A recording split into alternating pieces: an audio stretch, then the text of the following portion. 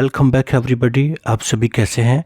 आज के इस वीडियो में मैं आपसे डिस्कस करने वाला हूं ड्रीम्स एंड ड्रीम एनालिसिस के बारे में। So let's join this video. Video के अंत में मैं आपसे कुछ ड्रीम सिंबल्स के बारे में बात करूंगा। तो हम पहले आपसे बहुत ही कॉमन बात करना चाहेंगे। What's your opinion about dream?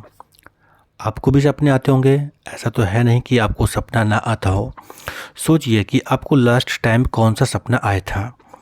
सोचिए कि क्या आप अपनी ज़िंदगी में हर एक अपनी इच्छा को पूरा कर पाते हैं?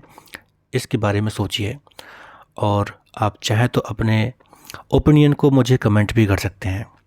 सो बेसिकली ड्रीम एक ऐसा ह्यूमन फेनोमेना है जो हर कोई फेस करता है and sometimes it make feel very better. हमें अच्छा भी लगता है एंड समटाइम्स कभी कभी होता है कि हमें हमारे सपने हमें कुछ बुरा महसूस भी कराते हैं। तो आइए आज हम ड्रीम के बारे में कुछ खास चीज़ों को समझते हैं जिसके बारे में सिगमंड फ्रायड ने बताया था। हम आगे बढ़ेंगे। यहाँ पर हम देखेंगे कि सिगमंड फ्रायड का मानना था जो हमारे ड्रीम्स होते हैं, ड्रीम का एक विशेष पर्पज होता है। ड्रीम का पर्पज होता है हमारी इच्छाओं की पूर्ति करने का। जैसे कि मैंने आपसे कहा कि क्या वास्तव में हम अपने जीवन में अपनी हर एक इच्छा को पूरा कर पाते हैं?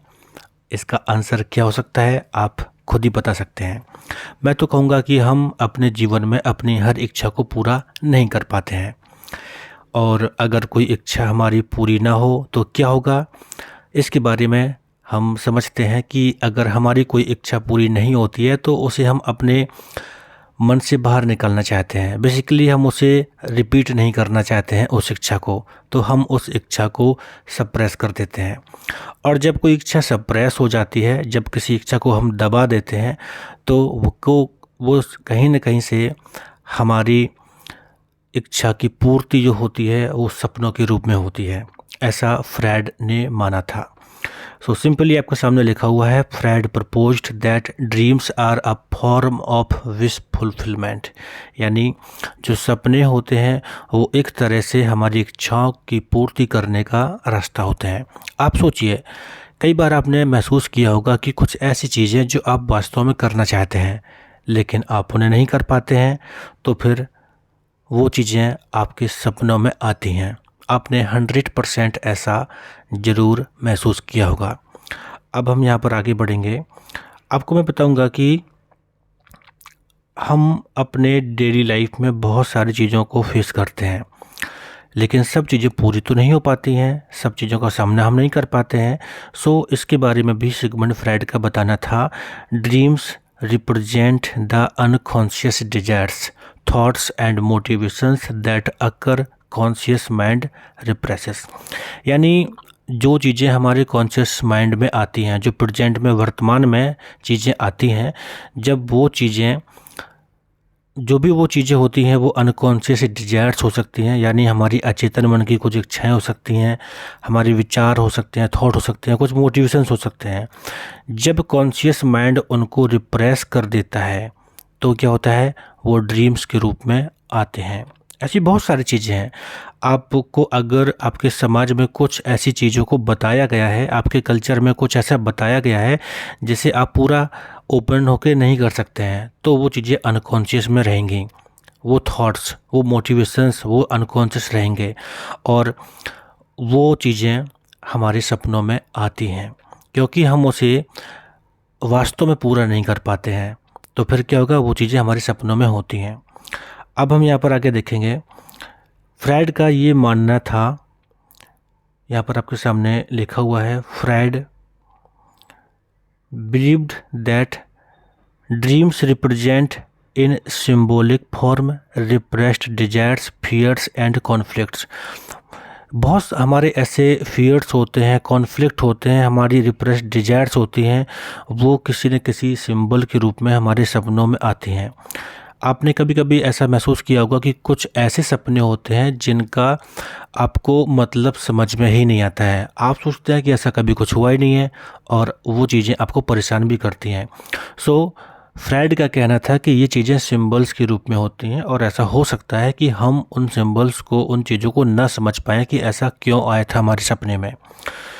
इसके बाद है, so strongly have these feelings been depressed that they can surface only in disguised fashion during sleep.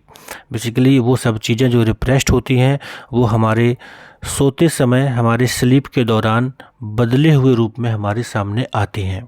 आपने ये निश्चित ही ऐसा अपने सपनों में देखा होगा।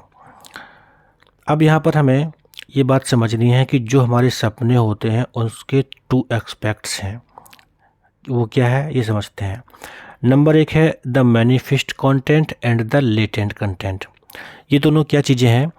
आपने देखा होगा कि जब कोई आप सपना देखते हैं, उस सपने में एक स्टोरी लाइन होती है जो आप पूरा फील करते हैं कि मैं ऐसे दौड़ रहा था, मैंने ये किया, या फिर मैं कहीं पे जा रहा था, मैं खाना खा रहा था किसी बड़े होटल में, या बड़ी गाड़ी चला रहा था। ऐसा कोई भी स्टोरी लाइन होती है। तो जो सपने की बेसिक स्टोरी लाइन होती है, जो एक्चुअल इवेंट होता है आपके ड्रीम का, उसे मैनिफेस्ट कंटेंट कहा जाता है। एंड उस स्टोरी लाइन के बिहाइंड में जो उसका एक हिडन मीनिंग होता है उसको लैटेंट कंटेंट कहा जाता है। आप इसको अच्छे से समझ जाइए। आप याद करिएगा कि लास्ट टाइम पर जो भी आपको सपना आया था उसमें क्या स्टोरी थी, और कभी कभी आप अपनी स्टोरी का मतलब नहीं समझ पाते हैं। तो यहाँ पर यही 2 चीज़ें हैं कि सपनों में एक तो मैनिफेस्ट कंटेंट है, बेसिक स्टोरी लाइन है, and second thing is the latent content, यानी उस स्टोरी लाइन के पीछे हिडन जो सिंबल है, मीनिंग है, वो क्या है। तो मोस्टली ऐसा होता है कि कभी कभी हम अपने किसी सपने की स्टोरी को तो याद रखते हैं, लेकिन उसके पीछे का जो मीनिंग है वो हम नहीं समझ पाते हैं। तो उसके मीनिंग को समझने के लिए हम ड्रीम एनालिसिस का यूज कर सकते हैं। अभी हम आपसे आगे बात करेंगे कि ड्रीम एनालिसिस क्या है। अब यहाँ पर जैसे मैं आपसे कहूँ कि आप इमेजिन करिए, ये हो सकता है कि कभी आपको ऐसा सपना आया हो कि आप खुले आसमान में उड़ना चाहते हैं, या फिर आप अपने शहर में खुले आसमान में उड़ रहे हैं। ऐसा होता है, सपनों में ऐसा कई बार होता है। Imagine that you have a very vivid dream that you fly out your bedroom window and सोर अराउंड योर सिटी। आप अपने शहर में खुले आसमान में उड़ते हैं। तो यहाँ पर जो मैनिफेस्ट कंटेंट है that is the sites, sounds and story line of the dream. जो भी आपने देखा, आप सपने में देख रहे थे कि मैं बड़ा ऊंचा उड़ता चला जा रहा था, सारे शहर का नज़ारा मुझे दिखाई दे रहा था, या फिर मैं किसी शॉप पर गया, मैंने कुछ लिया, खाया, कुछ भी, story of your dream, that is the manifest content. लेकिन उसके पीछे जो डिजायर थी, है ना, जैसे कि अगर आपको सपना आता है उड़ने का, तो हो सकता है कि इस सपने के पीछे डिजायर है कि आप आज़ादी प्राप्त करना चाहते हैं, आप खुली ज़िंदगी जीना चाहते हैं। तो ये लेटेंट कंटेंट है। तो अगर इसको आप एनालाइज करने में सफल होते हैं, बेसिकली मैनिफेस्ट कंटेंट तो समझ में आता है कि स्टोरी क्या थी, बट हम लेटेंट कंटेंट को नहीं समझ पाते हैं। तो अगर आप लेटेंट कंटेंट को समझ पाएँ तो बहुत सारी चीज़ों को आप आसानी से सॉल्व भी कर सकते हैं। अब यहाँ पर मैं बात करूँगा ड्रीम एनालिसिस क्या है। Dream analysis is a therapeutic technique. Basically एक टेक्निक है जिसमें हम ड्रीम को एनालाइज करते हैं, और this is psycho analysis. Psycho analysis में भी यही होता है कि हम ड्रीम्स को एनालाइज करते हैं, या फिर हम जो भी सप्रेस्ड अनकॉन्शियस चीज़ें होती हैं उसको एनालाइज करते हैं। Sigmund Freud viewed dreams the royal road to the unconscious. Sigmund Freud का मानना था कि जो भी ड्रीम्स होते हैं वो हमारे अनकॉन्शियस में जाने का एक रॉयल रोड होता है, और सिगमंड फ्रायड ने ड्रीम एनालिसिस डेवलप किया था। और ड्रीम इंटरप्रिटेशन यानी हमारे सपनों को इंटरप्रेट करना as a way of tapping into the unconscious material. Basically अगर कभी ह्यूमन बिहेवियर में कोई प्रॉब्लम है और उसका कॉज अगर अनकॉन्शियस से है, अनकॉन्शियस की वजह से कोई प्रॉब्लम हो रही है, तो ड्रीम एनालिसिस या साइकोथेरेपी, साइको एनालिसिस के माध्यम से हम अनकॉन्शियस की चीज़ों को समझ के प्रेजेंट में बिहेवियर को बेहतर बना सकते हैं। तो अगर आप कभी खुद ऐसा महसूस करते हैं कि आपके कुछ ऐसे ड्रीम्स हैं जो समझ में नहीं आते हैं, तो उसमें ड्रीम एनालिसिस, साइको एनालिसिस का यूज करके उन ड्रीम्स की मीनिंग को समझ के आप अपने आप को बेटर कर सकते हैं। पहले अपने आप को बेटर करने का प्रयास करिए, क्योंकि अगर आप काउंसलिंग करना चाहते हैं किसी की, आप एज ए क्लाइंट किसी की हेल्प करेंगे तो फिर आप बाद में हेल्प कर पाएंगे, बट खुद पहले एनालाइज करिए, खुद को समझने का प्रयास करिए ताकि आप दूसरों को भी ट्रीट करने में एक्सपर्ट हो सकें। तो ध्यान रखिएगा कि dream analysis is a therapeutic technique और इसमें हम ड्रीम्स को एनालाइज करते हैं और ये बेसिकली साइको एनालिसिस के माध्यम से होता है। तो आप इसको समझने का प्रयास करिए। जैसे अब यहाँ पर हम आगे देखेंगे, सिगमंड फ्रायड ने कुछ सिंबल्स के बारे में बात की थी। अगर कोई पर्टिकुलर सिंबल्स हैं आपके ड्रीम में, बार बार आपके सपने में वो चीज़ें आती हैं, तो उनका क्या मतलब हो सकता है। तो यहाँ पर आपके सामने लिखा हुआ है, for example steps, ladders and staircases in a dream represented sexual intercourse. अगर कुछ ऐसे चीज़ें होती हैं आपके सपने में जहाँ पर स्टेयर केस का सीन हो, लैडर्स का सीन हो, आपके चलने की कुछ वॉकिंग करने के स्टेप्स के कुछ सीन हो, तो ऐसा हो सकता है कि सेक्सुअल इंटरकोर्स का वहाँ पे कोई बात हो। Candles, snakes and tree Trunks indicate the penis and boxes, balconies and doors signified the female body. ऐसा सिगमंड फ्रायड ने अपने ड्रीम एनालिसिस, ड्रीम इंटरप्रिटेशन में बताया हुआ था। Freud warned that despite this apparent universality of symbols, many symbols are specific to the person undergoing analysis and could have a different meaning of someone else।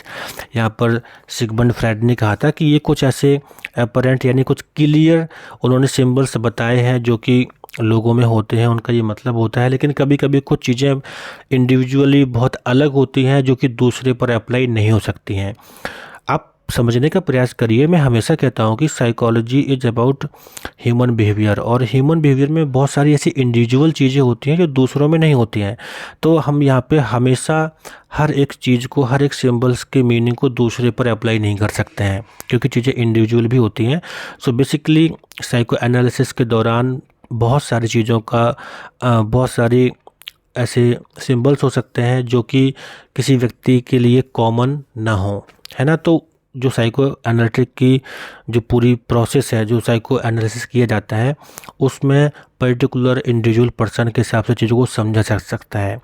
So basically अगर आप expertise gain करना चाहते हैं psychotherapy में या समझना चाहते हैं खुद को, ड्रीम्स को, तो बहुत अच्छे से आपको खुद को एनालाइज करना होगा।